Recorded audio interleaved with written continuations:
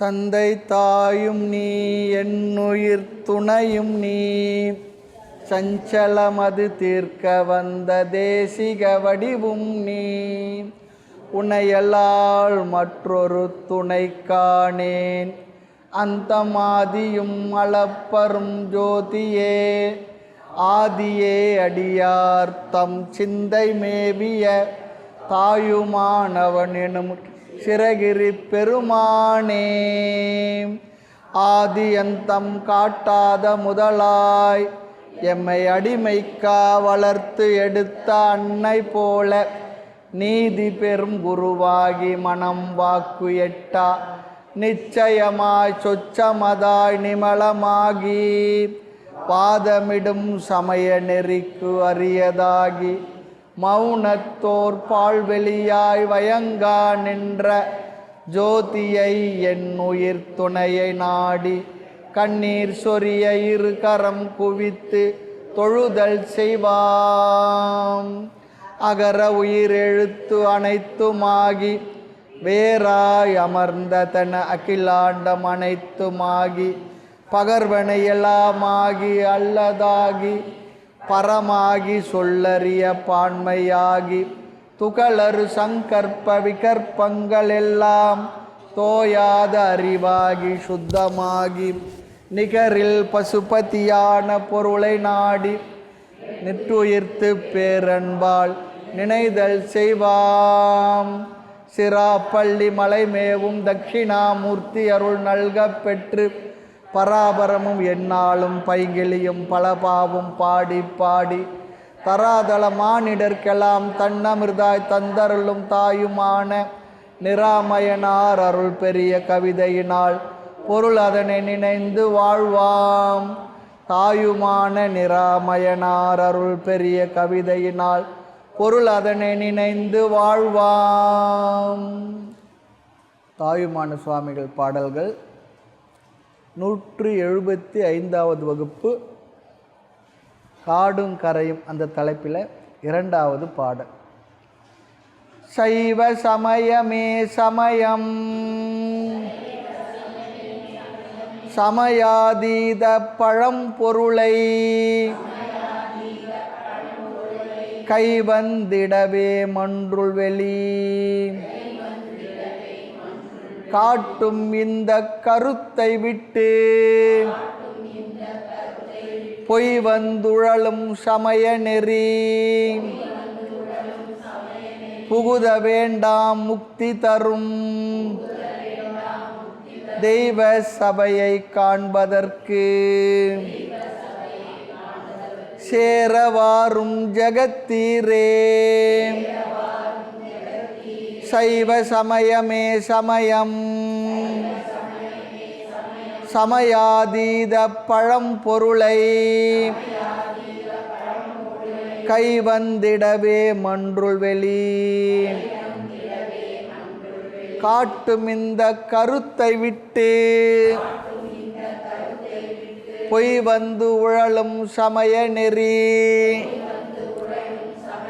புகுத வேண்டாம் முக்தி தரும் தெய்வ சபையை காண்பதற்கு சேரவாரும் ஜெகத்தீரே.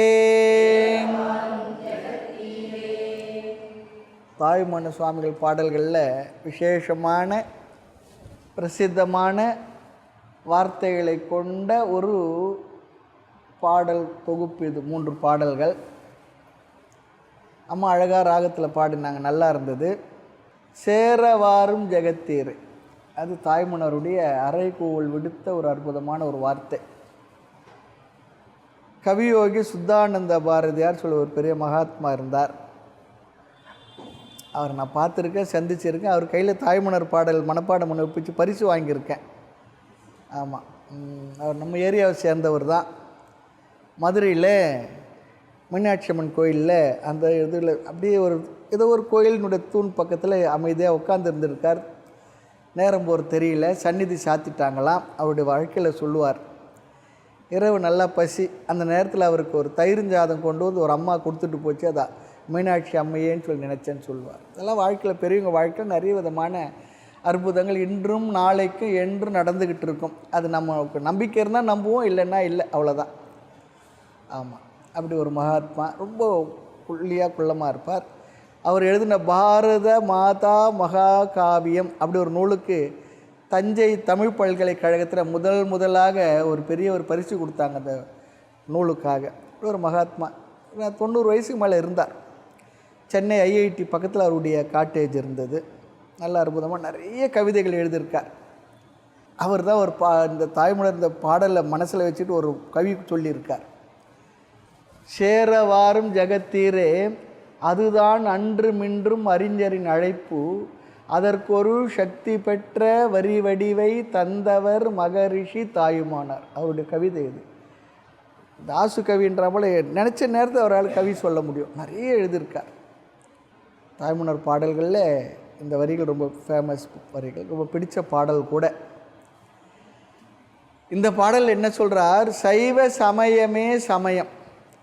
சமயம்னு சொல்லி வந்தால் அதில் சைவ சமயம் தான் உசந்ததுன்னு சொல்கிறார். அதுதான் சமயம்.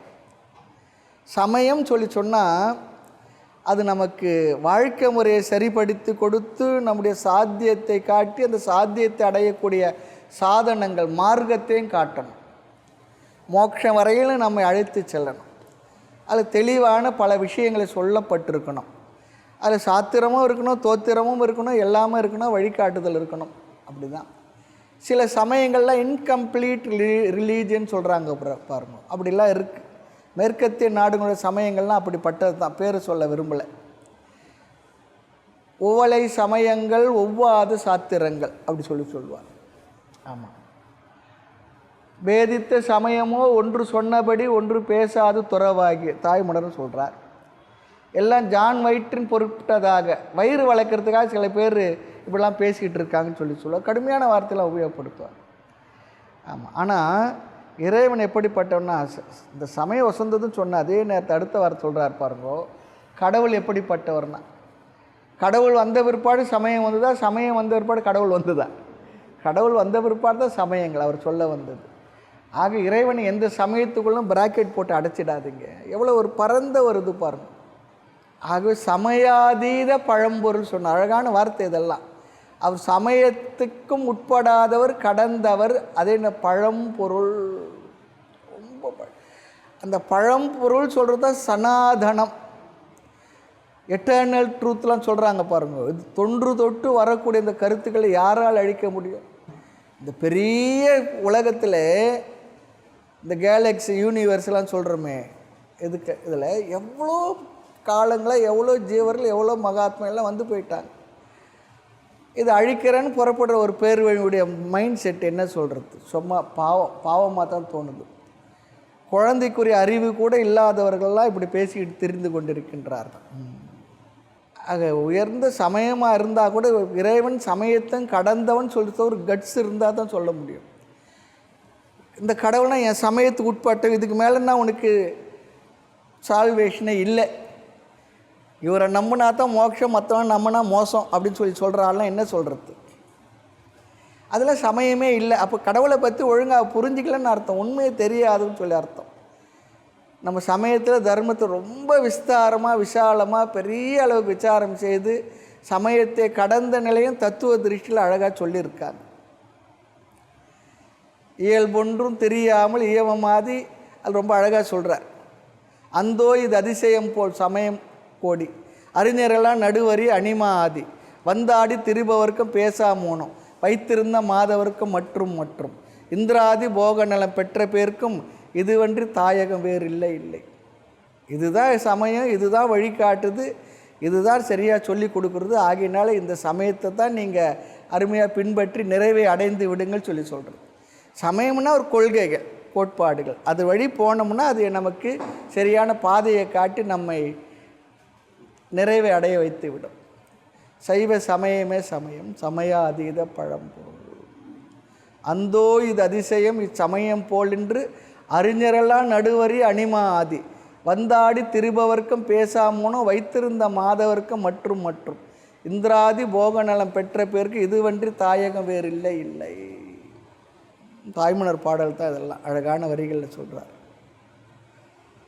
அதனால் இந்த சமய விஷயங்களில் நமக்கு ஒரு குழப்பமே இருக்கக்கூடாது. நம்முடைய தர்மம் வசந்தது, நம்முடைய அம்மா எப்படி இருந்தாலும் நமக்கு வசந்தவங்க. அதாவது அவங்க அழகில்லை இவங்க அழகெல்லாம் சொல்லுவாங்க, அம்மா அழகில்லைன்னு யாருன்னா சொல்லியிருக்கிறோமா? அம்மா அழகில்லை இந்த வரைக்கும் யாருமே சொன்னதில்லை. அம்மா அழகு தான், அவங்கவுங்களுக்கு அவங்கவுங்க அம்மா அழகு தான், அம்மாவே அழகு தான். அம்மான்ற சொல்லும் அழகு தான், அந்த வார்த்தைக்குரிய உருவமும் அழகு தான். அதில் அழகில்லை, எங்கள் அம்மா அழகாக இல்லை என்றைக்குன்னா கேள்விப்பட்டிருக்கீங்களா?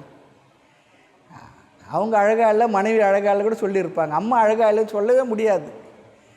ஆமாம், அப்படியே சொன்னால் அந்த அழகு இல்லாத அம்மா வைத்து தான் இந்த அழகானது பிறந்திருக்கு. இந்த அழகு, இது ஒரு அழகு, இது பிறந்திருக்கு. அதனால் தாய் சமயம், தாயும் பெற்ற தாயும் பிறந்த பொன்னாடும் நற்றவத்தினும் நனி சிறந்தது சொல்லுவார். ரெண்டும் வசந்தது தான். அப்படி நம்முடைய சமயம், நம்முடைய தர்மம், நம்ம தேசம், நம்முடைய பண்பாடு, நம்ம கலாச்சாரம், நம்ம வாழ்க்கை முறை, நமக்கு வழிகாட்டிய பெரியவர்கள் என்றும் உயர்ந்தவர்கள் தான். யாருக்கும் எந்த வகையிலும் குறைவுபட்டவர்கள் இல்லை. ஆமாம், நம்ம கொஞ்சம் கூட வெட்கப்படுறதுக்கு ஒன்றுமே இல்லை, பெருமைக்குரிய விஷயங்கள் தான். ஆமாம், நாம் எந்த நாட்டு மக்களையும் போய் அழிக்கலை, மதம் மாற்றலை, மொழியை மாற்றலை, கலாச்சாரத்தை மாற்றலை, படையெடுத்து போய் அடிமைப்படுத்தலை, அந்த நாட்டில் இருந்த செல்வத்தெலாம் சுரண்டிக்கிட்டு போகல. ஆனால் இந்த சோகால்டு ஆட்கள் எல்லாம் இந்த சிகப்பு தோலை போட்டுக்கிட்டு இந்த வெள்ளைக்காரனுங்க பண்ண அட்டூழி இந்த தேசத்தை கொஞ்சம் நெஞ்சில் எவ்வளோ தூரம் கடல் கடந்து டச்சுக்காரன் ஆனைமங்கல செப்பேடு நம்ம தேசத்து சோழர் காலத்து எப்படி திருடிக்கிட்டு போனாங்க பாருங்க. அது திருடிக்கிட்டு போன ஒரு பாதிரியார் சொல்கிறாங்க. அது இப்போ தான் கொண்டு வர வேண்டியதாக இருக்குது. அவங்க வந்தாங்கன்னா 3 படை, மற்றதுக்கெல்லாம் 4ஆம் படைன்றது ஒற்றர் படை, 5ஆம் படை ஒன்று வரும். எதுன்னா பாதிரியார்கள் படை. அவங்க வந்து டச்சுக்காரன் வந்தால், டேனிஷ்காரன் வந்தால், இன்னும் இருக்குது அந்த மிச்ச சொச்செல்லாம் இருந்துக்கிட்டு இருக்கு. பிரிட்டிஷ்காரன் வந்தால் எங்கேருந்து வந்து இந்த தேச வளத்தையெல்லாம் சுரண்டி கொண்டு போய் சாப்பிட்டுக்கிட்டு இருக்கான். இந்த சுரண்டி எல்லாம் கொண்டு போன பிற்பாடும் இந்த தேசம் இன்னும் எழுந்து நின்றுக்கிட்டு இருக்குது. இன்றைக்கும் வளர்ச்சியை காட்டிக்கிட்டு இருக்கோம். அதனால் இந்த தேசத்துடைய பெருமைக்குரிய விஷயங்கள். அதனால் நம்ம பெருமைப்படுறதுக்கு நிறைய விஷயங்கள் இருக்குது. சிறுமையாக நினைக்கிறது ஒன்றும் இல்லை. ஆனால் நமக்கு மனசில் என்னென்னா, அந்த காலத்துலேருந்து மெக்கானிக்கல் எஜுகேஷன் நமக்கு சொல்லி கொடுத்து இந்த தேசம் மோசமானது, நல்லதில்லை, நம்ம மூதாதையர்லாம் ரொம்ப வெட்கப்பட வேண்டியவர், நம்ம சமயம் வழிபாட்டு மார்க்கெலாம் ஒன்றுமே இல்லை, இப்படிலாம் சொல்லி கொடுத்த மனசில் ஒரு தாழ்வு மனப்பான்மை அது போகணும். நம்ம இதில் உயர்வு, அதாவது நம்ம உயர்வு மனப்பான்மைனா கர்வம் இல்லை, ஆணவத்தில் சொல்லலை. உண்மையான உள்ள விஷயத்தில் கர்வப்படுறது தப்பு இல்லை. கர்வமாக சொல்லுன்னுவாங்க, உண்மை தான். குன்றின் மேல் ஏறி நில் சொல்லுன்னு சொல்லுவாங்க. ஆகையினால் அந்த வகையில் நம்ம தர்மமும் தேசமும் நம்ம பண்பாடும் கலாச்சாரம் பெரியவங்களும் நம்முடைய தாய் தந்தையரும் தாத்தா பாட்டியும் எந்த வகையிலும் குறைஞ்சவங்களே உண்மையிலே உயர்ந்தது ஒரு அற்புதமான வாழ்க்கையை வாழ்ந்து நிறைவாக சென்றிருக்கின்றார்கள். இந்த தேசத்தில் ஏற்படுத்தின விஷயங்கள்லாம் பாருங்களேன், எல்லாமே அற்புதமான ஏற்பாடுகள். அதையெல்லாம் சிதைக்காத இருந்தாவே நம்ம நல்லா உருப்படியாக இருப்போம். அந்த வகையில் நம்ம பெருமைக்குரியவர்களாக. எதுக்கு சொல்கிறேன்னா, சைவ சமயமே சமயம்.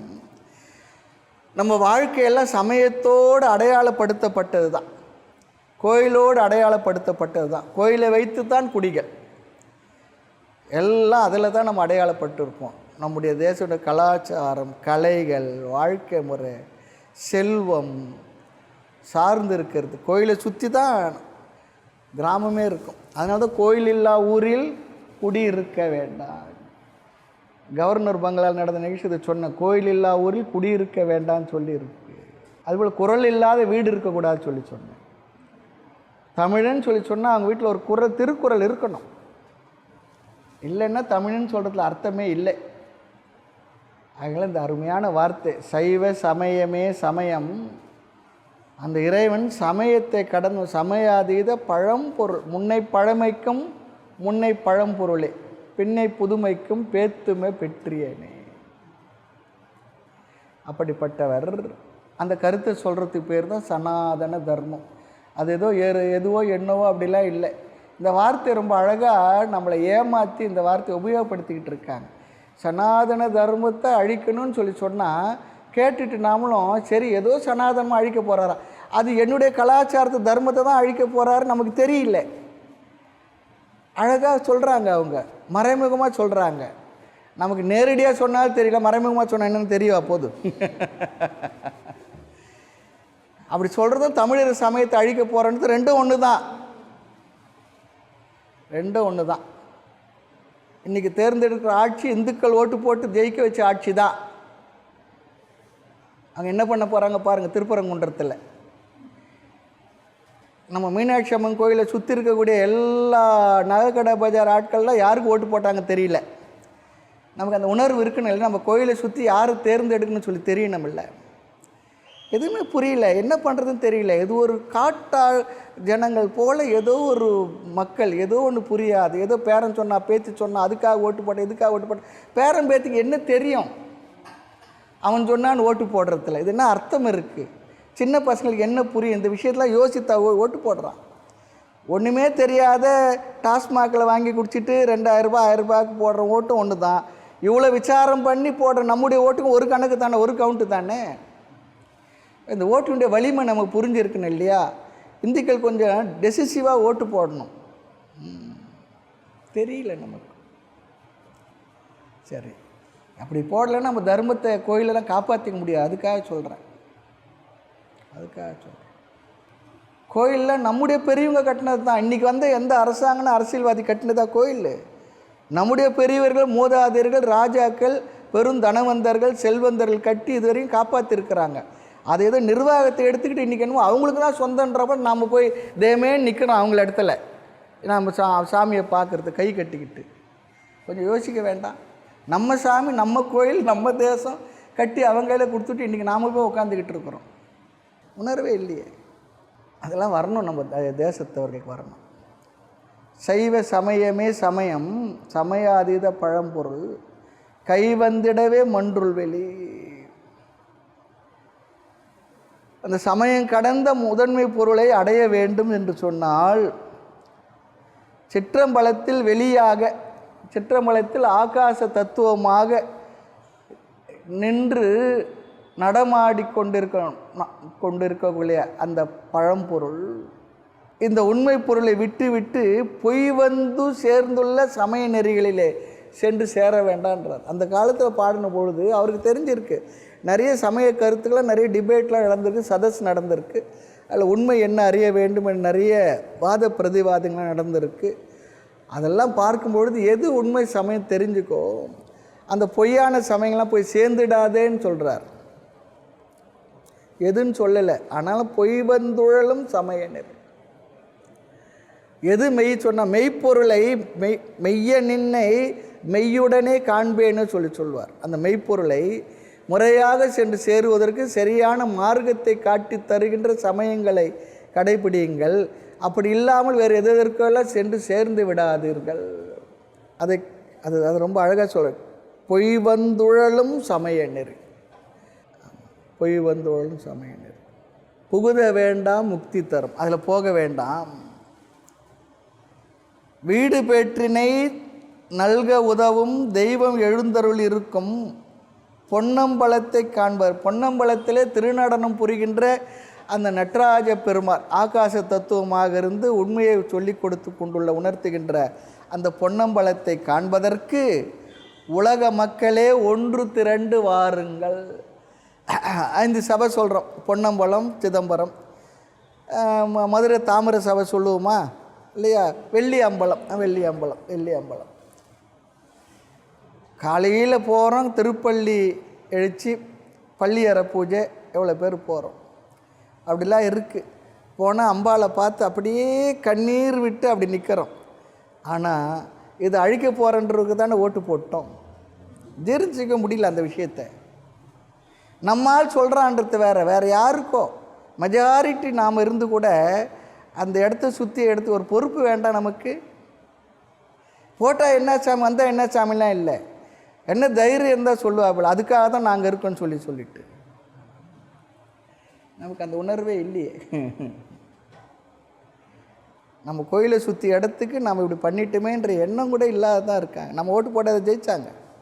ஆக இந்த பொன்னம்பலத்தை காண்பதற்கு ஏதோ மனசில் ஏதோ வச்சுருன்னு பேசாதுங்க. எல்லாம் உங்களுக்கு தெரியும், தெளிவாக தெரியும் என்ன பண்ணியிருக்கோன்னு சொல்லிட்டு நமக்கு இன்னும் அந்த உணர்வு இல்லை, அந்த சமய பற்று இல்லை, சமய வெறியில் நமக்கு வேண்டாம். பார்த்து யாரை தேர்ந்தெடுக்கின்ற எண்ணம் இல்லை. எதோ எல்லாருக்கும் நம்ம ஓட்டு, அவங்க மட்டும் அவங்களுக்கு தான் அவங்க ஓட்டு. சாமியாரெலாம் புலம்பிக்கிட்டு இருக்க வேண்டியது தான் இப்படி. ஏன்னா நம்ம அதுக்காக வாழ்க்கையை அர்ப்பணிச்சுட்டு செய்துக்கிட்டு இருக்கோம். அப்போ நம்ம தர்மத்தை அழிக்கிறேன்னு சொல்லும்போது நமக்கு கொஞ்சம் சங்கடமாக தானே, மனசில் வலிக்குது இல்லையா? நம்ம பெரியவங்க எப்படிலாம் ஏற்படுத்தி இந்த தர்மத்தை அழிக்கிறேன்னு சொன்னால், அந்த வார்த்தை சும்மா வார்த்தை இல்லை. நம்ம நினைச்ச சும்மா ஏதோ பேச்சில் சொல்லிட்டோம், அதெல்லாம் உண்மை இல்லை. அவங்க என்ன அதுதான் செயல்படுத்துறதுக்கு அதுக்கான முஸ்தீபெல்லாம் செய்துக்கிட்டு தான் இருக்காங்க. நமக்கு புரியல, நமக்கு தெரியல, என்னவோ நினச்சிக்கிட்டு இருக்கோம். ஏதோ ஒன்று போனோமா, சாமி கும்பிட்டோமா, ராமா கிருஷ்ணா கோவிந்தா பஜனை பண்ணோமா, அவ்வளோதான் நமக்கு தெரியுது. அரசியல் பேசலை, ஆனால் அதில் விஷயத்தில் புரிஞ்சுங்கன்றத சொல்கிறேன், 4 பேர் கேட்கட்டும்ன்றது. ஆக சைவ சமயம் ஒன்றுதான் சமயம். சமயம் கடந்த முதன்மை பொருளை அடைய வேண்டுமாயின் அந்த சிற்றம்பலத்தில் ஆகாயமாக வெளிப்பட்டு காட்டி நிற்கக்கூடிய இந்த உண்மை பொருளை விட்டுவிட்டு பொய் வந்து சேர்ந்துள்ள சமய நெறிகளில் சென்று சேர வேண்டாம். வீடு பேற்றினை நல்க உதவும் தெய்வம் எழுந்தருள் இருக்கும் பொன்னம்பலத்தை காண்பதற்கு உலக மக்களே ஒன்று திரண்டு வாருங்கள் அப்படி சொல்லி இந்த பாட்டில் அரை கூவி அழைக்கின்றார். அடுத்து 3வது பாடல். காகம் உறவு கலந்து உண்ண கண்டீர் அகண்டாகார சிவ போகமெனும் பேரின்ப வெள்ளம் பொங்கி ததும்பி பூரணமாய் ஏக உருவாய் கிடக்குது ஐயோ இன்புற்றிட நாம் இனி எடுத்த தேகம் விழுமுன் புசிப்பதற்கு சேரவாரும் ஜகத்தீரே. காகம் உறவு கலந்து உண்ண கண்டீர் அகண்டாகார சிவ போகமெனும் பேரின்ப வெள்ளம் பொங்கி ததும்பி பூரணமாய் ஏக உருவாய் கிடக்குது ஐயோ இன்புற்றிட நாம் இனி எடுத்த தேகம் விழுமின் புசிப்பதற்கு சேரவாரும் ஜகத்தீரே. சென்ற பாட்டில் ஒரு பாட்டு சொல்லணும்னு நினச்சா அது ஞாபகத்துக்கு வரல, இப்போ சொல்கிறேன். இந்த அழகான சைவ சமயத்தை பற்றி அவர் சொல்கிறார். நம்ம அத்வைத வேதாந்த சித்தாந்தத்தை பேசினாலும் கூட தாய்மன்னர் சொன்ன வார்த்தையினால் இந்த சைவ சமயமும் நம்ம சமயத்தில் ஒன்று தானே, 6 சமயங்களில் சைவமும் ஒன்று தானே. ஆகையினால இயல்பென்றும் தெரியாது இயமமாதி என் குணமும் காட்டி அன்பால் இன்பமாகி பயனருள பொருள்கள் பரிவாரமாகி பண்புறவும் சௌப்பான பட்சம் காட்டி மயலரும் மந்திர சிக்ஷை ஜோதிடாதி மற்றங்க நூல் வணங்க மௌனமோலி அயர்வர சென்னியில் வைத்து ராசாங்கத்தில் அமர்ந்தது வைதிக சைவம் அழகிதந்தோ. இந்த வைதிக சைவம் இருக்கே, அது சிம்மாசனத்தில் கொலுவீற்று இருக்கின்றதான், அப்படிப்பட்டது. இதுக்கு மௌலின்னா கிரீடம் எதுன்னா நம்ம சமயத்தினுடைய சாஸ்திர கருத்துக்கள். மற்றங்க நூல் வணங்க மௌன மொழி 6 அங்கத்தை சொல்கிறார், வேதத்தை சொல்கிறார், அந்த கருத்துக்களை சொல்கிறார். அழகான பாடல். அந்தோ இது அதிசயம், அதுக்கு முன் பாடல் இது. இயல்பென்று தெரியாமல் இயமமாதி, ஆமாம், என் குணமும் காட்டி அன்பால் இன்பமாகி பயனருள பொருள்கள் பரிவாரமாகி பண்புறவும் சௌப்பான பட்சம் காட்டி மயல் அரு மந்திர சிக்ஷை ஜோதிடாது. உபனிஷத்து படிக்கும்போது சொல்லியிருப்போம். ஆமாம், ஜோதிடம், சந்தஸு, வியாக்கரணம் இதெல்லாம் சொல்லியிருப்போம். 6 அங்கம். 6 அங்கம் 4 வேதம் ஆனாய் போற்றின்றார். வேதத்தை புரிந்து கொள்வதற்கு பயன்படுவது இந்த 6 அங்கங்கள். ஆமாம், ரொம்ப அழகான ஏற்பாடு இது. ஆமாம், அதெல்லாம் அதில் சொல்லி அயர்வு வர தெளிவாக சென்னியில் வைத்து ராசாங்கத்தில் அமர்ந்தது வைதிக சைவம் அழகு தந்தோ. இது ரொம்ப அழகுன்னு சொல்கிறேன். இது என்ன அழகை கண்டுட்டீங்க நீங்கள் கேட்க வேணாம், நாம் கேட்க வேண்டாம். ரொம்ப உயர்வு இல்லையா, சிறந்தது இல்லையா, அப்படி பெருமை இல்லையான்னு சொல்கிறேன். ஆமாம், இந்த சமய கருத்துக்களை சொல்கிற இந்த சமயத்து பேரில் நமக்கு ஒரு மதிப்பு பெருமை இருக்கணும். அது தமிழக இந்துக்களுக்கு சமய விஷயத்தில் பெருசாக ஒரு ஈர்ப்பு இல்லை, அல்லது அந்த சமயத்து மேலே பற்று இல்லை. ஆனால் கோயிலுக்கு போகிறோம், சாமி கும்பிடுறோம், ஒரு கும்பாபிஷேகம்னா லட்சக்கணக்கில் கூடுறோம், கிரிவலன்னா அப்பா 10 லட்சம் பேர் கூடுறோம், முருக பக்தர் மாநாடு 5 லட்சம் பேர் கூடுனாங்க. எங்கே போனாங்கன்னு தெரியல, இவங்கெல்லாம் எங்கேயோ போய் ஒளிஞ்சிக்கிட்டாங்க. இல்லை எல்லாரும் யாருக்கோ போட வேண்டாதுங்களுக்கு போட்டு விட்டுட்டாங்க. பார்ப்போம், 5 வருஷம் முடிவில் பார்ப்போம் என்ன கதி ஆக போகுது. அவர் சொல்கிறாரு, 2 வருஷத்துக்கு முன்னே என்ன ஸ்டேட்டஸோ அப்படி தான் இருக்கும், திருப்பரங்குன்ற மலை மேலே தீபம் ஏற்ற வைத்து முடியாதுன்றார். கோர்ட்டு ஜட்ஜ்மெண்ட் கொடுத்து கூட என்ன பண்ணுவீங்க? இந்த பாட்டில் காகம் தன் கூட்டத்தோடு சேர்ந்திருந்து உண்பதை பார்க்கின்றோம். காகம் கரையாது கரைந்து உண்ணும் ஆக்கமும் அன்னை நீரார்க்கே உல திருக்குறளை சொல்கிறார். காக்காவுக்கு எதுனா ஒன்று வச்சோம்னா அது சத்தமில்லாத சாப்பிட்டு வராது, சத்தம் போட்டு கூப்பிட்டுட்டு அவர் சாப்பிடும். அது அதனுடைய இயல்பு சொல்லி சொன்னால் கூட அது ஒரு உதாரணமாக பெரியவங்க எடுத்துக்கிட்டாங்க. காகம் கரையாது கரைந்து உண்ணும், கூப்பிட்டு எல்லாத்தையும் அதுக்கப்புறம் தான் கான்னு சொல்லிட்டு தான் சாப்பிடும். அதுபோல் காகமானது எப்படி தன் உறவுகளை அழைத்து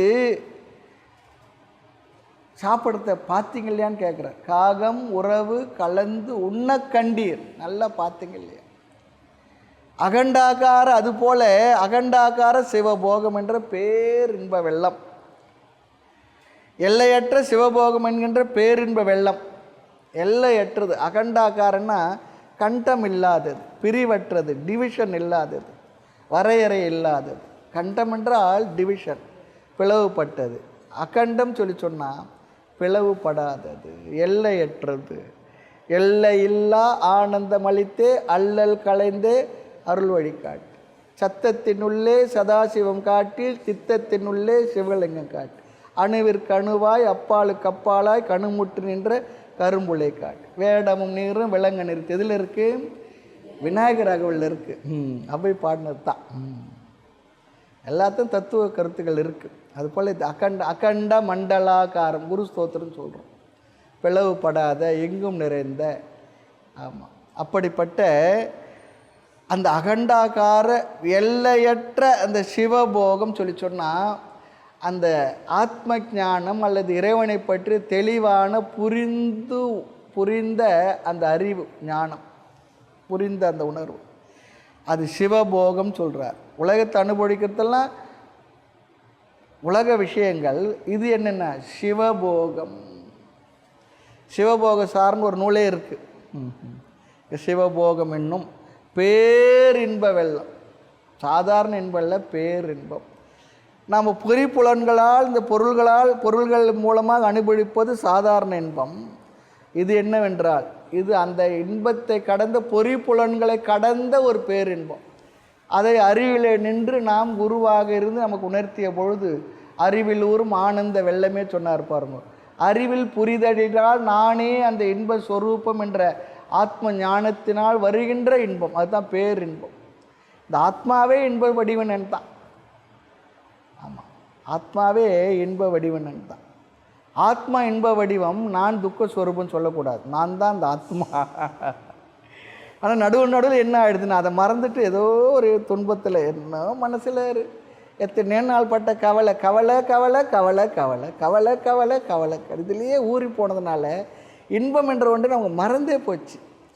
நமக்கு சதா கவலைப்படுறதே நமக்கு ஒரு சந்தோஷமாக இருக்குது. அன்றைக்கி கவலைப்படலைன்னா நமக்கு சந்தோஷமாகவே இல்லை. அப்படி ஆகிடுது இல்லையா? இன்றைக்கி என்ன கவலையே படலையே. சிவபோகம்னும் பேரின்ப வெள்ளம். கொஞ்ச நாள் சந்தோஷமாக இருக்கணும். கொஞ்சம் சிரிக்க மறந்தான் மானுடன் சொல்கிறது போது, பிறக்கும் போதும் அழுகின்றாள். இறக்கும் போதும் அழுகின்றான். சிறிதளவேனும் கவலை மறந்து சிரிக்க மறந்தான் மானுடன். இது யார் எந்த கவிஞர் எழுதினார் தெரியல, பாடினாலும் சந்திரபாபு. இருந்தாலும் கூட யாரோ கண்ணதாசன் இல்லை, அவர் எழுதின பாட்டு அந்த காலத்து கண்ணதாசன் ஃபேமஸாக தெரியல, யாரோ இருக்கலாம் அவராக இருக்கும், நமக்கு தெரியல, இருக்கலாம். கண்ணதாசன் நல்ல அருமையான வரிகள்லாம் எழுதியிருக்கார். அவரே எழுதி பாடியிருக்கார். ஆமாம், நான் கவர்னர் பங்களா மீட்டிங்கில் இந்த வார்த்தையை சொன்னேன். கவிஞர் எழுதியிருக்கார், நான் நிரந்தரமான அழிவதில்லை, எந்த நிலையில் எனக்கு மரணம் இல்லை.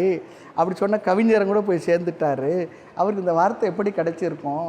இந்த வார்த்தை ஆத்மாவை பற்றிய தத்துவத்தை அழகாக எடுத்து சொல்லக்கூடிய அமிர்த வச்சனங்கள் சொன்னேன்.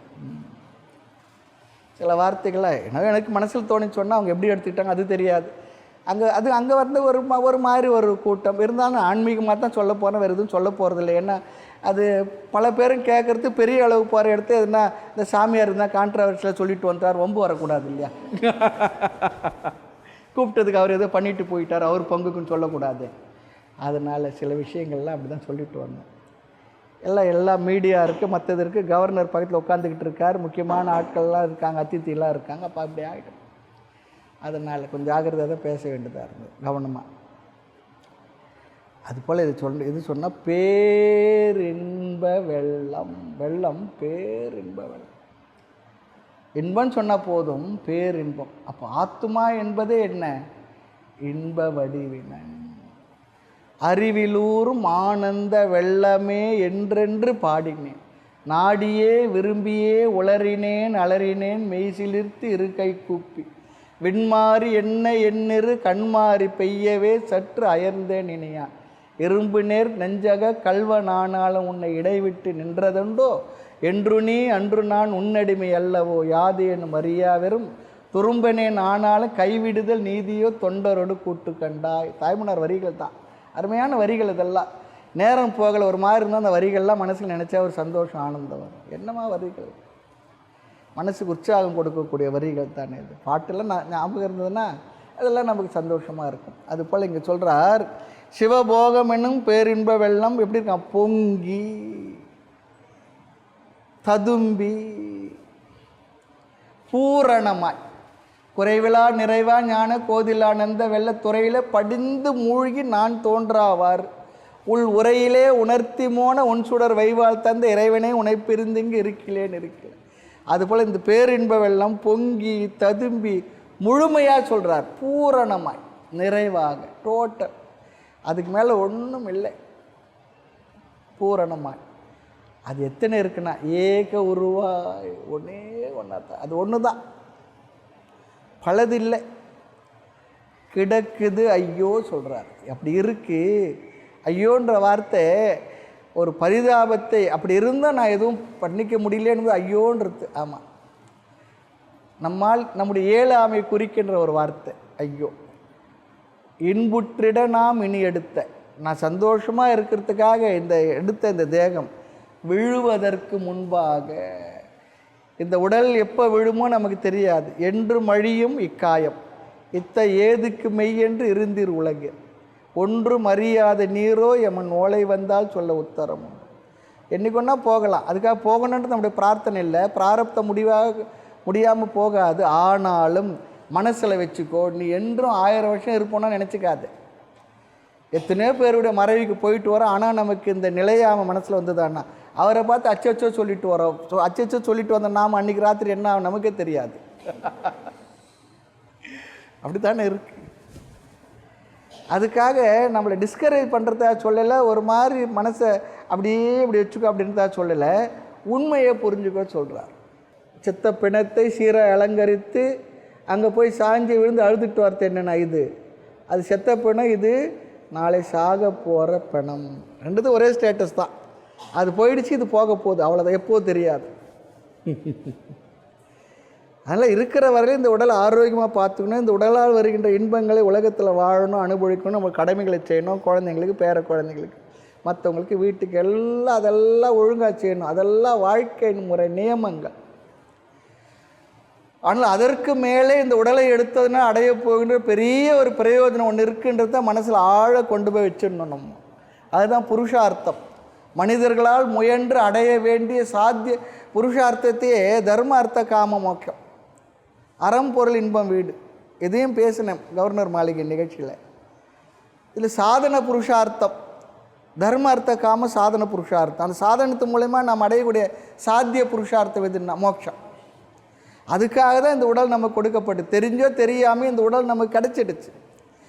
ஏதோ பை ஆக்சிடெண்ட்டாக பை ஏதோ கேஷுவலாக கிடச்சிது அப்படிலாம் இல்லை. நாம் செய்த பெரிய புண்ணியத்துடைய விளைவாக நமக்கு கிடைச்சது பிராரப்தம் இது. அதனால தான் எண்ணறிய பிறவிதனில் மானுட பிறவிதான் யாதினும் அரிதறிது கான், துர்லபம் திரயமே தத்து மனுஷத்துவம் முமுட்சுத்துவம் மகா புருஷ சம்சயன்னு சொல்லியிருக்கு. அரிதறிது மானிடராக பிறத்தல். இதெல்லாம் ஏன் சொன்னாங்க? சும்மா ஏதோ பாடணுன்றத இலக்கிய நியாயத்தை சுவைக்காக பேச, இதுதான் உண்மை. அதை நம்ம புரியணும். அது எப்போ புரியணும்னா நல்லா உடம்புல ஓரளவுக்கு ஆரோக்கியம் முறை புரியறதில்லை. ஆரோக்கியம் குறைஞ்ச பிற்பாடு தான் புரியுது என்ன ஏது தெரியல. அதில் இருக்கும்போதே புரிஞ்சுக்கிட்டு முயற்சி பண்ணிடுன்னு சொல்கிறார். இருக்கும்பொழுதே ஆரோக்கியமாக இருக்கும்போது தான் உட்காந்து கிளாஸ் கேட்க முடியும். அதுவே 1 மணி நேரம் கிளாஸ் கேட்டோம்னா என்ன ஆயிடுது, இடுப்பு வலி எல்லாம் வயதாக உடம்புல இருக்க உறுப்பெல்லாம் கொஞ்சம் கொஞ்சம் முந்திலாம் தெரியும். இப்போ டாக்டர் எது சொன்னாலும் எலும்பு கழுத்து வலிக்குதா, கழுத்து அந்த எலும்பு இருக்கா தேஞ்சு போச்சு, முட்டி வலிக்குதா முட்டி எலும்பு தேஞ்சு போச்சு, எல்லாத்துக்கும் ரீப்ளேஸ்மெண்ட் இருக்குது. அவருக்கும் வேணுமே எதை செய்துட்டு எல்லாம் மாற்றிடலாம். ப்ளம்பர் வேலை இல்லை எலக்ட்ரிஷியன் வேலை போல் வாழ்வு மாற்றலாம், அது மாற்றலாம், இது மாற்றலாம். முதல்ல இருக்கிறதோட வாழ்ந்து தான் போனேன். இப்போ எல்லாத்தையும் மாற்றி கொடுத்துட்றேன்றாங்க. எல்லாம் வந்திருக்கு. ஆமாம். ஆகையினால இந்த உடலினுடைய பிரயோஜனம் நமக்கு தெரியணும். அற்புதமான ஒரு கருவி இந்த உடம்பு. பாருங்களேன், 70 வருஷம் 80 வருஷமாக சாப்பிட்டதெல்லாம் அழகாக அரைச்சி ஜீரணம் பண்ணிடுச்சே எந்த மிஷினு. என்ன சாப்பிட்டாலும் ஜீரணம் பண்ணிடுச்சே. இவ்வளோ நாளாக இந்த வாய் சாப்பிட்டு சாப்பிட்டு என்னென்னா அறவை மிஷின், இந்த பல்லு, காது எவ்வளோ விஷயங்களை கேட்க வச்சிருக்கு, பயன்படுது. வெறும் ஜவ்வு தானே, எலும்பு ஜவ்வு தானே. இதில் இரும்புலேயே தங்கத்தில் வைரத்தில் பண்ணியிருக்காங்க. வெறும் நாறு சதை எலும்பு தானே. எல்லா உறுப்பும் எவ்வளோ இந்த ஹார்ட் இருக்க பம்பிங்கு என்னமா எவ்வளோ ரத்தத்தை பம்பு பண்ணி பண்ணி பண்ணி பண்ணிக்கிட்டே இருக்கேன். இப்போ இந்த கருவி எவ்வளோ அற்புதமான ஒரு கருவி. என்னைக்கே இயக்கி விட்ட இந்த கருவியானது. சித்தர் சொல்லுவார், உயிர் முன்ன வந்துச்சா உடம்பு முன்ன வந்துச்சா, எலும்பு முன்ன வந்தால் சதை முன்ன வந்துதா, இந்த உறுப்பெல்லாம் எப்படி வந்தது, விதிக்க வல்ல ஞானிகள் விளைந்தவாறு பேசுமே சொல்வார். ஆமாம், எப்போ வந்ததுன்னு சொல்லி கேட்பார். உயிர்ப்பு நின்றது எவ்விடம், எப்படி வந்தது, இதெல்லாம் எதுக்கு கேட்குறாங்கன்னா எவ்வளோ அற்புதமான, அதாவது பட்டினத்தாருடைய பாடல்களில் ரொம்ப உயர்ந்த இலக்கியத்திலேயே, பொதுவாக ஆன்மீக இலக்கியத்தில் பட்டினத்தார் தன்னுடைய தாய்க்காக பண்ண கடமைகளில் பாடின பாட்டு அற்புதமான பாட்டு. ஆமாம், கடைசி வரைக்கும் அந்த பாட்டு அது எல்லாம் சொல்கிறார். அப்போ இந்த உடலினுடைய தன்மையை பார்க்கும்பொழுது நமக்கு ஒரு என்ன சொல்லணும், ஒரு முமுட்சுத்துவம், ஒரு விழிப்புணர்வு வரணும். அதுக்காக இதெல்லாம் சொல்கிறோம் நாம்.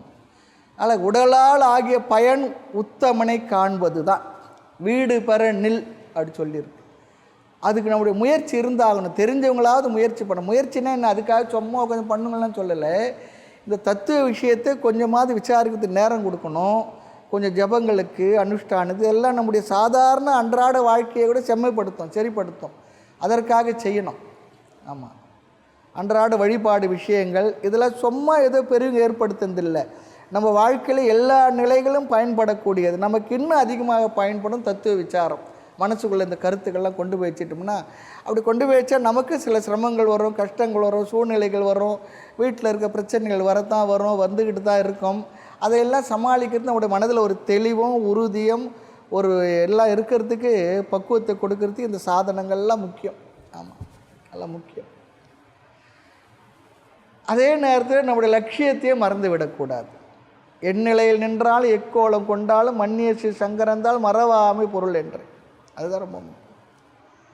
எந்நிலையில் நின்றாலும் ஏது அவஸ்தைப்பட்டாலும் முக்தர் மனம் இருக்கும் மோனகத்தை சொல்லி வித்தகமாக தாதி கைவீசி வந்தாலும் தாதி மன நீர் கொடுத்தேன்வார் பட்டினத்தார். கிராமங்கள் இந்த காலத்து தான் ஜல்ஜீவன் திட்டத்தில் எல்லாருக்கும் வீட்டில் பைப்பில் தண்ணி வந்துவிடுது. அந்த காலத்து தான் கிராமங்களில் குளத்தில் தான் போய் எடுத்துகிட்டு வருவாங்க. நீர்நிலைகளில் எல்லாம் தலையில் 1-2 பாத்திரங்கள் அடிக்கிட்டு சாதாரண கைவீசி வருவாங்க. சும்மா வரமாட்டாங்க. 4 பேர் 5 பேர் தாய்மார்கள் சேர்ந்து போவாங்க. வரும்போது என்னக்கா உங்கள் வீட்டில் நேற்று என்ன கதை, உங்கள் மாமியார் என்ன பண்ணா, நாத்தனார் என்ன பண்ண, எல்லாம் பேசிட்டு கைவீசி வருவாங்க. என்ன தான் கைவீசி நடந்தால் கூட அவங்க கவனம் எங்கே இருக்குமா, அதில் தான். கை பிடிக்காமல் நடந்து வருவாங்க. அது ஒரு பெரிய ஒரு பயிற்சி. அது கரகாட்டம் ஆடுறவங்க மட்டும் இல்லை, நம்ம ஊருங்களுக்கு எல்லா தாய்மாருக்கும் அந்த பழக்கம் இருந்தது. அதுபோல் இது எதுக்கு சொல்கிறாங்கன்னா, அதுபோல் நம்முடைய மனதும் எந்த விஷயம் இருந்தாலும் நம்முடைய லட்சியமாகிய மோட்சம்தான் என்னுடைய இலக்கு, அதற்காக தான் இந்த வாழ்க்கை, அதற்காகத்தான் எனக்கு இந்த மனித உடல் கொடுக்கப்பட்டிருக்கு, அதற்காக தான் இந்த காரியங்கள்லாம் செய்கிறேன். இந்த காரியங்களை சரியாக செய்வேன், சிறப்பாக செய்வேன், நல்லா செய்வேன், ஈடுபாட்டோடு செய்வேன், சின்சியராக செய்வேன், முழு மனதோடு செய்வேன், அர்ப்பணிப்பு மனதோடு. அதோடு கூட இந்த எல்லாம் எதற்காக என்றால் அந்த வீடு பெற நெல் அதற்காகத்தான். அது உங்கள் மனசில் ஆழத்தில் இருந்தோம். அதற்காக ஒரு முயற்சி, அன்றாட முயற்சியில், அதுவும் 50 வயது 60 வயது கடந்த பிற்பாடு பகவான் கொடுத்த ஆயுளில் அது ரொம்ப நமக்கு ஞாபகம் இருக்கணும். சாதாரண இல்லை. இன்றைக்கி ஏதோ மருத்துவத்துறையெல்லாம் வளர்ந்ததுனால இந்த ஸ்டாண்டர்ட் ஆஃப் லைஃப் இருக்க, அந்த லைஃப் ஸ்பேன் வந்து கொஞ்சம் அதிகமாகிருக்கு. ஆமாம், என்ன நோய் வியாதி வந்தாலும் கொஞ்சம் மாத்திரை வாங்கி போட்டு கொஞ்சம் வாழ்க்கையை கொஞ்சம் அதிகமாக்கிக்கிறோம். இல்லைன்னு சொல்லலை. அந்த காலத்து இல்லைன்னா அப்படியே கடந்து அவஸ்தைப்பட்டு போக வேண்டியது. இப்போ அப்படி இல்லை. யோசித்து பார்த்தா தெரியுது. அப்படி இருக்கும்போது எதற்காக? மீண்டும் மீண்டும் பரோட்டா குருமா சாப்பிட்றதுக்காகவா, முறுக்கு மசாலோட சாப்பிட்றதுக்காகவா? எதுக்கு பின்ன? அதெல்லாம் சாப்பிட்டாச்சே, போதுமே. அதுக்காக சாப்பிட வேணான்னு சொல்ல, நல்லா சாப்பிடுங்க, நிறைய சாப்பிடுங்க. ஆனால் அதே நேரத்தில் இந்த லட்சியம் மனதில் ஆழ கனன்று கொண்டே இருக்கணும். எப்படி ஒரு நெருப்பு எரிஞ்சதுன்னா மேலே சாம்பல் மூடி இருந்தாலும் உள்ளுக்குள்ளே நெருப்பு கனன்று கொண்டு இருக்குமோ, அதுபோல் நம்முடைய மனதில் இந்த என்னுடைய லட்சியம் மோட்சம், அதற்காக இந்த பிறவி, அதற்காக எல்லாம் செய்கிறேன், இந்த எண்ணம் ஒரு 60 வயசுக்கு மேலே உறுதியாக மனசில் உட்கார்ந்துடணும். தஸ்ய பிரஜா பிரதிஷ்டிதா சொல்கிறது போல் மனசில் இருக்கு. அது இருந்தால் என்ன பண்ணுவோம், இதுக்காக அன்றாடம் நம்ம வாழ்க்கையில் மற்ற விஷயத்தை பார்ப்போம். இதில் கவனம் இருந்ததுன்னா நமக்கு வாழ்க்கையில் வரக்கூடிய மற்ற பிரச்சனைகள் இருந்தெல்லாம் நம்ம என்ன பண்ணுவோம், கொஞ்சமாவது நம்ம கொஞ்சம் விடுபட்டு வாழறதுக்கு அதுவும் இப்போ பெரிய பிரயோஜனம். லௌகிக வாழ்க்கைக்கு பெரிய பிரயோஜனம். கொஞ்சம் எவ்வளோ விஷயம் இருந்தாலும் சொல்லுவாங்க இல்லையா, கிடக்கட்டும் கிழவனை தூக்கி மனவரையில் உட்காருன்னு சொன்னால் போல், அது போல் இருக்கிறதுலாம் இருக்கட்டும். நான் கொஞ்ச நேரம் உட்காந்து ஜபம் பண்ணுவேன், தியானம் பண்ணுவேன், தத்துவ விசாரத்தை பண்ணுவேன். ஏன்னா வேறு வழி கிடையாது. அது இருக்கத்தான் இருக்கும். எப்போ அலை எப்போ ஓயறது, நம்ம எப்போ தலை முழுகிறது, அது அலை இருந்துக்கிட்டு தான், அதுக்கு நடுவில் நம்ம மூழ்கி தான் ஆகணும். அதுபோல் நம்ம என்ன பண்ணோம், இந்த விஷயங்கள்லாம் ஒதுக்கி வச்சுட்டு இந்த தத்துவ விசாரத்தை செய்தே ஆக வேண்டும். அதுக்காக தான் சொல்கிறேன், நான் செய்தே ஆகணும். ஆமாம், அதுக்காக தான் இதெல்லாம் பண்ணுறோம். அதை சிவபோகமெனும் பேரின்ப வெள்ளம் பொங்கி ததும்பி பூரணமாய். பூரணம்னா என்ன? 2 பூரணம் இருக்குது. சமைச்சோம்னா 4 நாள் ஆச்சுன்னா நம்ம பதார்த்தங்களை வர்றது ஒரு பூரணம் புத்து. அப்புறம் இன்னொன்று இருக்குது, கொழுக்கட்டில் வைக்கிற பூரணம் இருக்குது. இங்கே என்ன, ஆத்மாவே என்ன பூரணம் தான். பூரணம்னா என்ன? முழுமை, டோட்டல், வரையறையற்றது. வரையறையற்றது எப்பவுமே என்ன? பூர்ணத்துக்கு இன்னொரு அர்த்தம் ஆனந்தம். அனந்தம் ஏவ ஆனந்தம். அனந்தம்ன்றது தான் பூரணம், பூர்ணம்ன்றது என்ன? ஆனந்தம். அதான் சொல்லுவோம், அந்த கொழுக்கட்டில் இருக்கிறதும் பூர்ணம்தான், இந்த கொழுத்த கட்டில் இருக்கிறதும் பூர்ணம் தான். இங்கே பூர்ணம்னா என்ன? ஆத்மா. சில பேர் பார்க்குறோம், டாக்டர் வந்து உங்களுக்கு ரொம்ப கொலஸ்ட்ரால் ஆகிடுச்சு அப்படின்னு, என்ன ரொம்ப கொழுப்பு ஆகிடுச்சுன்னு அர்த்தம். நேரில் சொன்னால் வருத்தமாக இருங்க, ரொம்ப கொழுப்பு பிடிச்சி போச்சுல்ல, அவங்களுக்கு மாத்திரை கொடுக்குறார். அதுபோல் நம்மளும் இல்லை, இந்த கொழுத்த கட்டையில் இருக்கிறது என்ன? பூரணமே. நான் என்றுமுள்ள அந்த பூர்ணமான ஆனந்த ஆத்மாவே. என்னில் ஒரு குறையும் இல்லை, நான் எப்பொழுதும் நிறைவானும், என்னுடைய நிறைவுக்கு வேறு எதுவும் தேவையில்லை. எது இருந்தாலும் இல்லை என்றாலும் நான் என்றுமுள்ள பூர்ணமான ஆனந்த ஆத்மாவே. இது சும்மா ஏதோ ஒரு மெஸ்மரிசத்துக்காக வேறு ஏதோ நாம் சொல்லி கற்பனை இல்லை. இதுதான் உண்மை. சாஸ்திரங்கள் சொல்கிறது, பெரியவங்க சொல்லியிருக்காங்க, குருநாதர் சொல்லியிருக்கார். இது ஏதோ சும்மா ஏதோ சாஸ்திரம் நேரம் போகாத ரிஷிகள் எழுதி வச்சுட்டு அதை நேரம் போக சாமியார் சொல்லிக்கிட்டு ஏதோ வைத்த வளர்த்துக்கிட்டு இருக்கார். அதுக்காக இல்லை. இதுதான் உண்மை, இதுதான் உண்மை, இதுதான் சத்தியம், இதுதான் நான். அதில் நமக்கு ஒரு கன்விக்ஷன் வரணும். அதில் வாழ்க்கை அதுக்காகத்தான் மற்ற நேரங்களை செலவு பண்ணி ஏதோ கடவுள் நமக்கு, நான் சொல்லுவேன் 60 வயசுக்கு மேலே ஒவ்வொரு நாளும் வாழ்க்கை கிரேஸ் டைம் தான். ஆமாம், எக்ஸாமில் என்ன பண்ணுவோம், நல்லா எழுதிக்கிட்டே இருப்போம். இன்னும் குறைய கடைசி நேரம் வந்தால் என்ன பண்ணுவோன்னா, அப்புறம் கொஞ்சம் கிரேஸ் டைம் கொடுங்க சார், இல்லை கொடு படப்பட்டு எழுதும். அப்படியே சிலது விடுபட்டு போகும். அது போல் இல்லாமல் கிடைச்ச நேரத்தை என்ன பண்ணணும், அதிகமாக இதற்குத்தான், இந்த சிந்தனைக்குத்தான் பயன்படுத்தணும். இதை விட்டுட்டு வேறு ஏதோ பண்ணோம்னா அதெல்லாம் பரவாயில்ல, நல்லது தான். அதுக்கெல்லாம் கொஞ்சம் கொஞ்சமாக நேரத்தை ஒதுக்கி, இதுக்கு அதிகமாக நேரத்தை ஒதுக்கி பண்ணுறது தான் இந்த பிறவி எடுத்ததுடைய பெரிய பிரயோஜனம். இதுக்கு மேலே சொன்னால் உங்களுக்கு கோபம் வந்துடும், போதும்.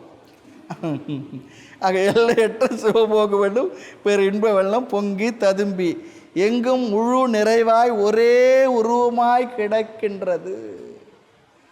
அப்படின்னா அர்த்தம், ஆத்மாவாகத்தான் இருக்குது. எல்லாம் ஆத்மா தான், எங்குமே ஆத்மா தான். அது என்னுள்ள இந்த உடலில் வெளிப்பட்ட ஜீவன் சொல்கிறோம். மற்றபடி உள்ளும் வெளியுமே என்ன, ஆத்மா தான். எப்படி என்னுள்ளே இருக்கிற ஆத்மா என்னால் ஒரு ஆப்ஜெக்டாக பார்க்க முடியல, அப்போ எல்லா இடத்துலையும் என்ன, ஆகாயமாக இருக்கிறது ஆத்மா தான், நெருப்பாக இருக்குது ஆத்மா தான், இந்த உலகமே ஆத்மா தான். ஆத்மாவில் தான் எல்லாம் இருக்குது. எப்படி ஆகாசத்தில் தான் எல்லாம் இருக்கும், அதுபோல் ஆத்மாவாகத்தான் எல்லாம் இருக்குது. நானும் என்னென்னா ஆத்மா தான். ஆனால் அந்த ஆத்மா இந்த உடலில் வெளிப்படுது. உடலில், இந்த மனித உடலில் வெளிப்பட்டதுனால இந்த மனசில் இதெல்லாம் புரிஞ்சுக்கிட்டு ஒரு வாய்ப்பு இருக்குது. வேறு எந்த சரீரத்தில் வெளிப்பட்ட ஜீவனுக்கும் இந்த தன்மையை புரிந்து கொள்கின்ற மனசு இல்லை, அதை புரிஞ்சுக்கிற அறிவு சக்தி அதற்கு வழங்கப்படலை. மனித சரீரத்தில் வெளிப்பட்ட இந்த ஜீவனுக்கு தான், ஆத்மாவுக்கு தான் இதை புரிந்து கொள்கின்ற சக்தி இறைவனால் கொடுக்கப்பட்டுள்ளது. அதை நாம் பயன்படுத்திக்கணும். அதை நினச்சி தான் ஐயோன்னு சொல்கிறாரு. அது நம்ம தேடலையே அடையிலேயே அப்படி சொல்லி, அதில் தான் ஐயோ, ஆற்றாமையினால் வெளிப்படுத்துகின்ற வார்த்தை. சிவபோகமெனும் பேர் இன்ப வெள்ளம் பொங்கி ததும்பி பூரணமாய் ஏக உருவாய் கிடக்குது ஐயோ. இன்புற்றிட நாம் இனி எடுத்த, அந்த இன்பத்தை பெற்று திளைத்திருப்பதற்கு இனி எடுத்த இந்த தேகம் இருக்கே, இந்த தேகம் விழுவதற்கு முன்பாக, பிராரப்தம் முடிவதற்கு முன்பாக, ஏன்னா வினைப்போகமே தேகம் கண்டாய் வினைதான் நில்லாதாயின் தினைப்போதாலும் நில்லாது கண்டாய். ஒரு நிமிஷம் முன்னையும் போக முடியாது, ஒரு நிமிஷம் பின்னாலையும் போக முடியாது.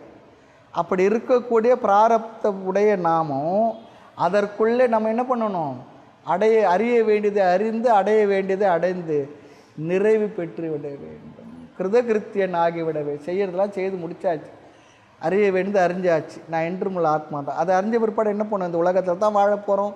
அப்பவும் இட்லி சாப்பிடுவோம், அப்பவும் பரோட்டா சாப்பிடுவோம், அப்பவும் சுகர் கம்ப்ளைண்ட் இல்லைன்னா புண்ணியம் பண்ணியிருந்தால் நல்லா ஜிலேபி சாப்பிட்லாம், எல்லாம் சாப்பிட்லாம், மாம்பழம் சாப்பிட்லாம், எல்லாம் சாப்பிட்லாம், ஆனந்தமாக இருக்கலாம் ஆத்மாவை புரிஞ்சுக்கிட்டு. அவ்வளோதானே. பல்லெல்லாம் நல்லா இருந்தால் முறுக்கு சாப்பிட்லாம்.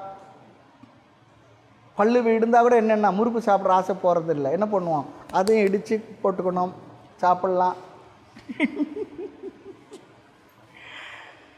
ஆனால் இது அறிஞ்சிடணும், அதுதான் வேறு ஒன்றும் இல்லை. அதுதான் இங்கே சொல்கிறார் தாய்மன்னர் பாடல். இந்த பாடல் நானே நினைக்கல இப்படிலாம் சொல்ல முடியுமான்னு சொல்லிட்டு இருக்குது. அவ்வளோ விஷயங்கள் ஒவ்வொரு வார்த்தைக்குள்ளே வரிகளுக்குள்ளே தாய்மன்னர் பாடல் அடக்கி வச்சிருக்க கருத்துக்கள். அவர் இப்படிலாம் நினச்சி சொன்னாரான்னு கூட தெரியறதில்ல. பெரியவர் இதெல்லாம் நமக்கு சொல்லி கொடுக்குறாங்க. இப்படிலாம் இதுக்குள்ளே இருக்கு. பொங்கி ததும்பி பூரணமாக ஏக உருவாய் கிடக்குது ஐயோ இன்புற்றிட நாம் இனி எடுத்த தேகம் விழுமுன் புசிப்பதற்கு சேரவாரும் ஜெகத்தீரு. எல்லாரும் வாருங்கள், இந்த கருத்துக்களை தெரிந்து கொள்ளுங்கள், வாழ்க்கையினுடைய நிறைநிலையை அடைந்து விடுங்கள். அதுக்கு தான் சரீரம். ஏன் அப்படி அழைத்தார்கள் என்றால், அவர்கள் அதை அறிந்து அடைந்து பெற்ற பேர் ஆனந்தத்தினாலே மற்றவர்களுக்கும் கொடுக்கணும்னு சொல்லணும்னு சொல்லியிருக்காங்க. வேறு ஒன்றும் இல்லை. நீங்களும் அடையலாம் சொல்லு. நல்ல விஷயம் கிடைச்சா நம்ம நல்ல 4 பேர் சொல்லுவோமா மாட்டோமா? சொல்லுவோம் இல்லையா? அதுதான் யாம் பெற்ற இன்பம் பெருக இவ்வையகம். அந்த வகையில் தான் அறை கூவி அழைத்து இந்த பாடல்கள் எல்லாம் பாடி எழுதி வைத்து சென்றார்கள். நமக்கு இதெல்லாம் கிடைச்சிருக்கு. கீதை கிடைச்சிருக்கு, உபநிஷத் கிடைச்சிருக்கு, பிரம்மசூத்திரம் கிடைச்சிருக்கு, பிரகரண கிரந்தங்கள் கிடைச்சிருக்கு, கைவல்லிநாதன் நூல் கிடைச்சிருக்கு, தாய்மன்னர் பாடல் கிடைச்சிருக்கு, அருட்பா கிடைச்சிருக்கு, அருணகிரிநாத திருப்புகழ் கிடைச்சிருக்கு, தேவார திருவாச்சம் கிடைச்சிருக்கு. எவ்வளோ கிடைச்சிருக்கு நம்ம தர்மத்தில், நம்ம சமயத்தில். இவ்வளோ சாஸ்திர நூல்கள் வேறு எந்த சமயத்துக்கும் இருக்காது. ஏதோ ஒன்று ஒரு நூலை வச்சுக்கிட்டு உலகமெல்லாம் ஒன்று கற்றுக்கிட்டு இருக்காங்க. நமக்கு இவ்வளோ இருந்தால் நமக்கு என்னென்னா இவ்வளோ இருக்குது. இது ஒரு பெரிய ஒரு லைப்ரரி நம்முடையது. ஒரு நூலுன்னா அது விஷயம் வேறு, இவ்வளவும் இருக்குது. இதில் ஏதோ ஒன்று பிடிச்சுக்கிட்டு இந்த விஷயங்களை தெரிந்து கொண்டு நாம் அறிய வேண்டியதை அறிந்து அடைய வேண்டியதை அடைந்து விட வேண்டும். அதுதான் இந்த 3 பாடலினுடைய ஒரு கருத்து. ஆக இந்த 3 பாடல் மறுபடியும் பார்ப்போம். புஸ்தகத்தை பாருங்கோ.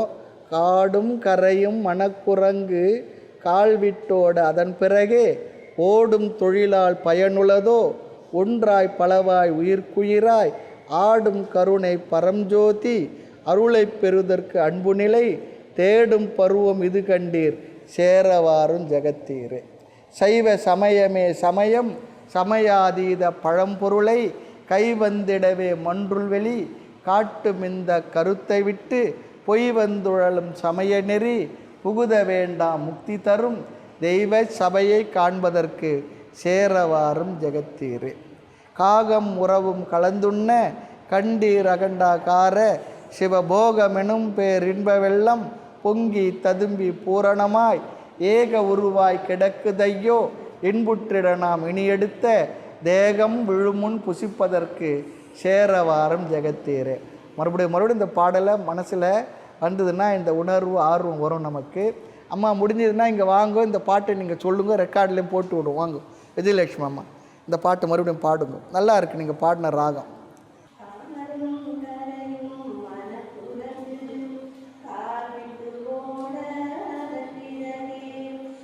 ஓடும் தொழிலாய் பயனுள்ளதோ ஒன்றாய் பலவாய் உயிர்ப்பிறாய் ஆடும் கருணை பரஞ்சோதி அருளை பெறுதர் அன்பு நிலை தேடும் பருவம் இது கண்டி சேரவாரும் ஜெகத்தீரே.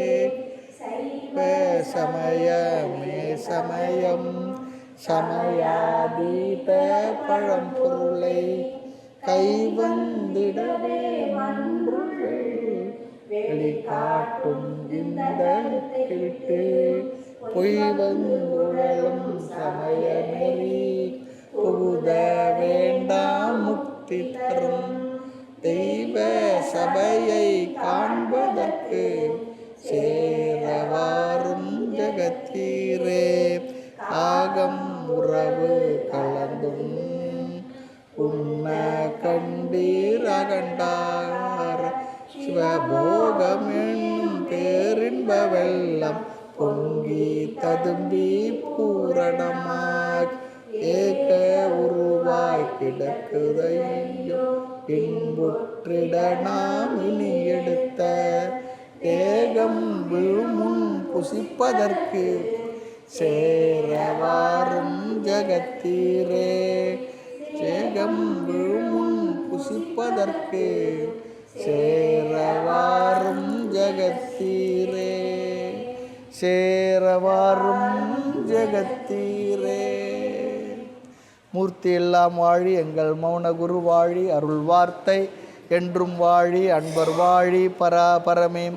ஓம் பூர்ணமத பூர்ணமிதம் பூர்ணாத் பூர்ணமுதச்யதே பூர்ணஸ்ய பூர்ணமாதாய பூர்ணமேவாவசிஷ்யதே. ஓம் சாந்தி சாந்தி சாந்தி. ஹரிः ஓம் ஸ்ரீ குருभ्यो நமः. ஹரிः ஓம்.